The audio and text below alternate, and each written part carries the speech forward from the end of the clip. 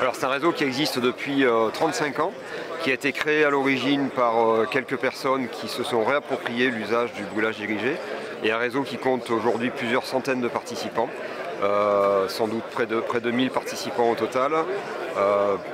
Une cinquantaine de départements représentés avec des participants qui sont membres de plusieurs services. Beaucoup de sapeurs-pompiers, de militaires des unités d'intervention de la sécurité civile, des forestiers, des représentants du monde agricole et des chercheurs scientifiques. Alors chaque année, les rencontres du réseau de l'emploi intégré du feu réunissent maintenant plus de 200 personnes, plus de 250 personnes cette année même, avec la nécessité de partager les enjeux et partager aussi les leviers face aux contraintes qui pèsent sur le réseau.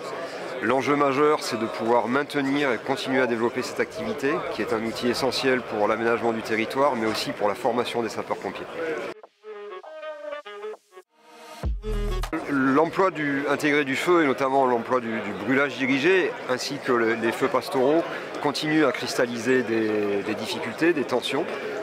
Et c'est aussi le rôle de ce réseau de mettre du lien et d'amener les gens à échanger, à se parler, notamment par un échange entre professionnels spécialistes de l'utilisation du feu et environnementalistes et protecteurs des milieux. Il y a vraiment un espace d'échange et de concertation qui peut se mettre en place, et c'est ce qu'on essaye de faire, notamment dans le cadre de ce réseau. Le brûlage dirigé permet d'accompagner le monde agricole et de limiter, voire d'éviter le débordement de feux pastoraux mal encadrés.